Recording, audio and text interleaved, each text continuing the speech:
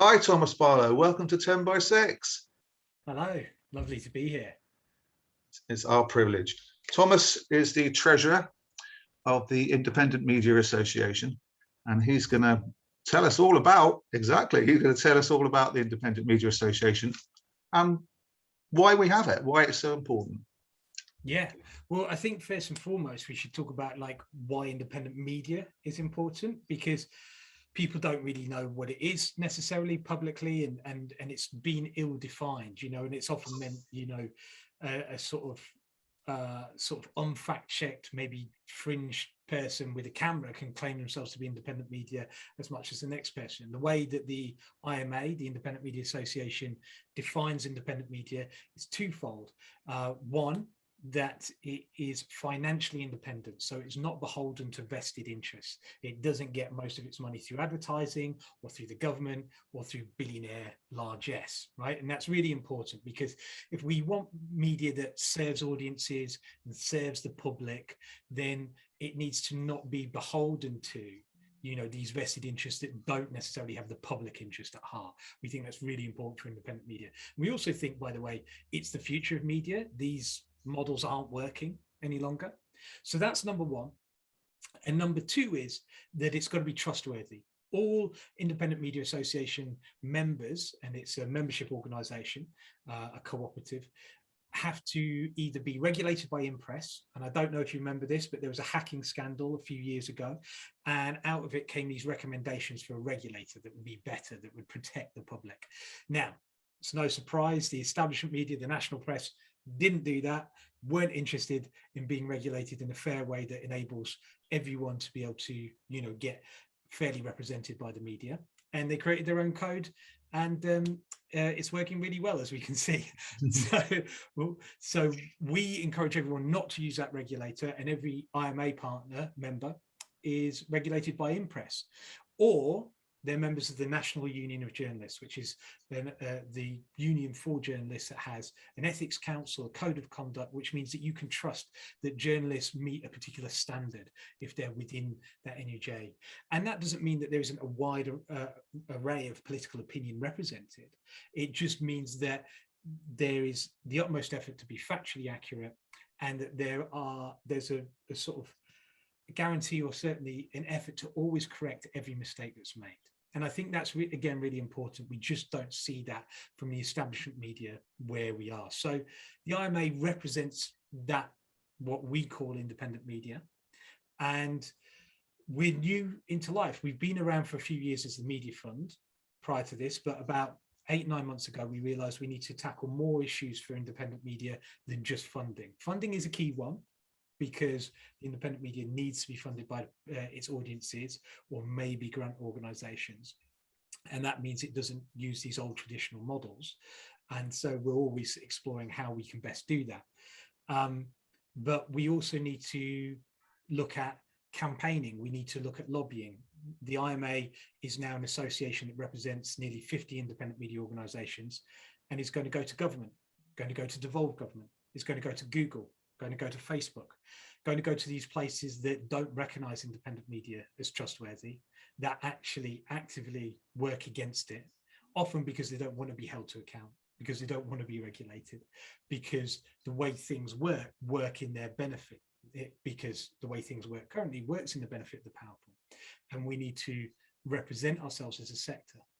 And that's recognizing that we're pretty new, we're pretty young as a sector. A lot of the organizations are 1 or 2 years old, tops 10. We've got a couple of very old magazines like New Internationalist, which is 40 years old, but it's a young sector, and we're just coming into our own, and we're starting to say, we're here, we need to be respected, and not only by all those powerful institutions, but by the public. The public need to be able to know that they can trust independent media, that there is an alternative to the establishment media, which has become so untrusted. I mean, it's going through the floor. We've never seen drops like it.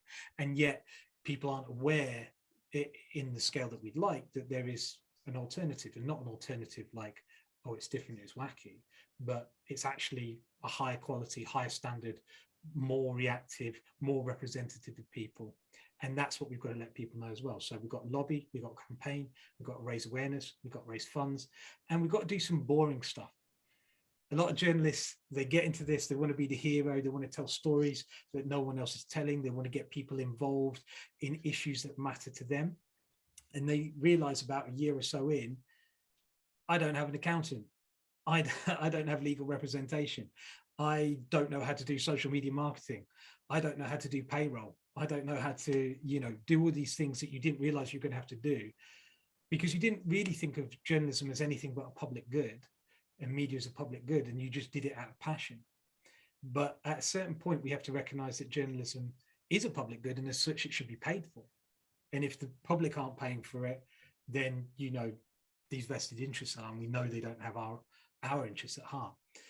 So we have to help these organizations and people get on their feet and learn about all these different ways of communicating and building an audience and being financially sustainable, so they can keep doing the great work that holds the powerful to account, that changes society for the better, that gives people information about the world, that actually helps them make useful decisions about what to do about the world, how to make society better, which I think, again, we can look at the establishment media and say, just doesn't do it, And that's been going on too long now. We have to have a media that holds the powerful to account. And so there's all these boring things to do. And I've been through the process myself. I co-founded Real Media. And before that, I worked for a welfare rights blog called Real Fair.